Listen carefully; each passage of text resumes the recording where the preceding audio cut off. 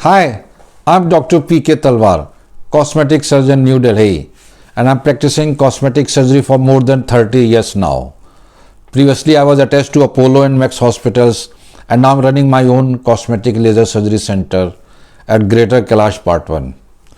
आज ही एक बच्चा मेरे पास आया था जो जिसने नाक की सर्जरी 7 साल पहले किसी बड़े हॉस्पिटल में कराई थी, दूसरे हॉस्पिटल में कराई थी, और आज वो आया था अपने रिवीजन के लिए। उसको कुछ प्रॉब्लम्स थी जो कि उस टाइम सेटल नहीं हुई थी, और अब वो कहता है कि वो चाहता है कि मैं उसको रिवाइज़ करूं सर्जरी को।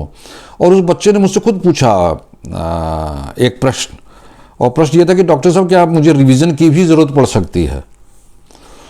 तो मैंने उसको कहा कि देखिए, आप रिवीजन के लिए तो मेरे पास आए ही हैं, ये बात सही है, और इसके बाद भी शायद ज़रूरत पड़ सकती है रिवीजन की, इसकी कोई गारंटी नहीं दी जा सकती है।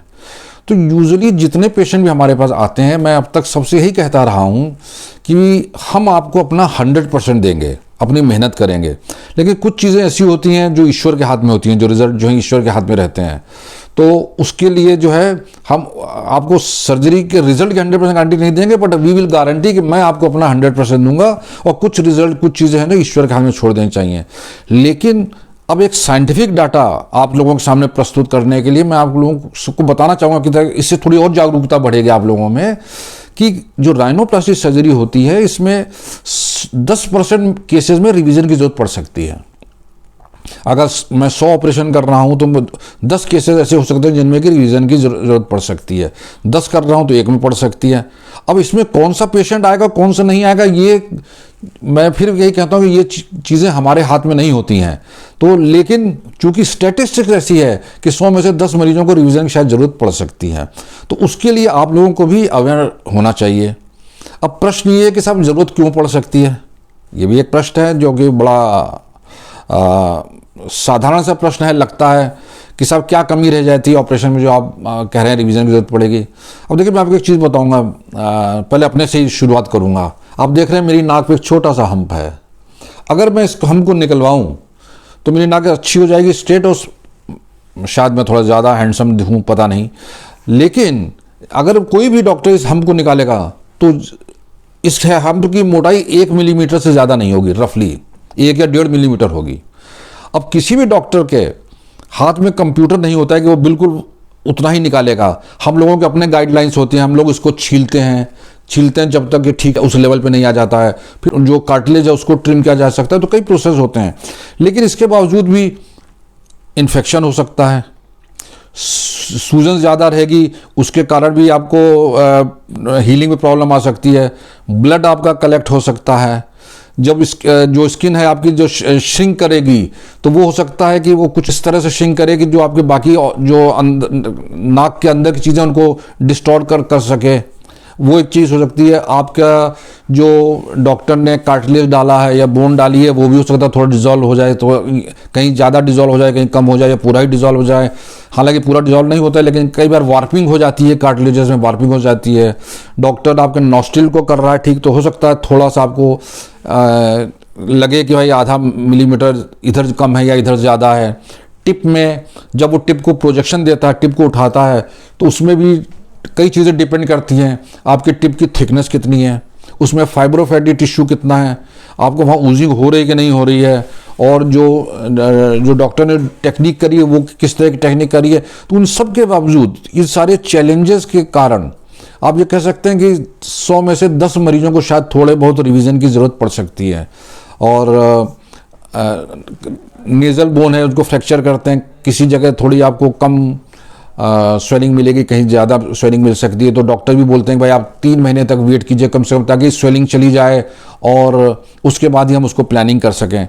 तो ये आपको एक होलिस्टिक अप्रोच लेकर चलना पड़ेगा कि भाई अगर आप सर्जरी कराने जा रहे हैं, तो nothing is perfect in this world. मैं सब मरीजों को यही कहता हूँ, भाई देखिए, इसमें दुनिया में कुछ भी परफेक्ट नहीं है ईश्वर के सिवा।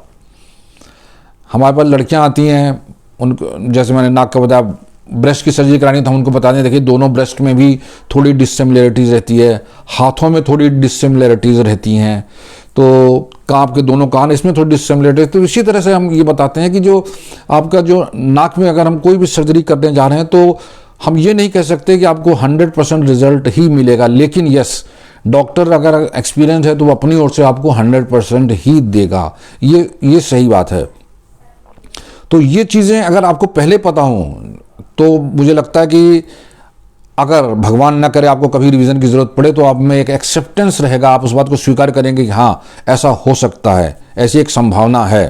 हालांकि मैं अब सब पेशेंट के लिए अपने यही दुआ करता हूँ कि भाई ऐसी कोई हमारे किसी पेशेंट का ऐसा ना हो, लेकिन जो एक स्टैटिस्टिक्स है, जो एक साइंटिफिक डाटा है, वो तो ये कहता ही है कि भाई अगर आप 100 ऑपरेशन करेंगे तो 10 में आपको रिवीजन की ज़रूरत पड़ सकती है। तो यही चीज़ जो है, ये पॉइंट, क्योंकि जब उस बच्चे ने आज ही पूछा मुझसे तो मुझे लगा कि मुझे इस बारे में बात करनी चाहिए, क्योंकि मैं जिस तरह से अपने पुराने पेशेंट से बात करता था तो उसमें मैं शायद 10% नहीं बोलता, लेकिन मैं कहता था कि परफेक्शन मैं नहीं दे सकता हूँ, गारंटी नहीं दे सकता हूँ।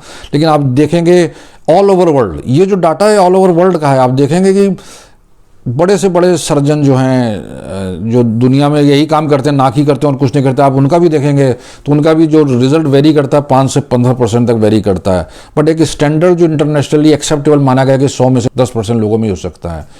तो मुझे उम्मीद है कि मैं जो पॉइंट आपको बताना चाहता हूँ राइनोप्लास्टी रिलेटेड, वो शायद आपको कन्वे कर पाया हूँ।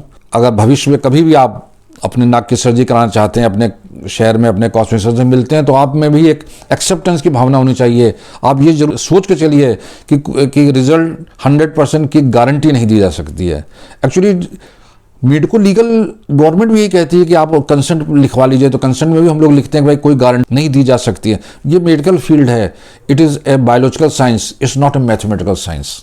बट यू मस्ट रिमेंबर कि आपका डॉक्टर हमेशा आपके हित में ही काम करेगा, आपके भलाई के लिए काम करेगा, और अगर आपको रिवीजन की ज़रूरत पड़ेगी तो उसमें भी वो आपके साथ ही खड़ा रहेगा।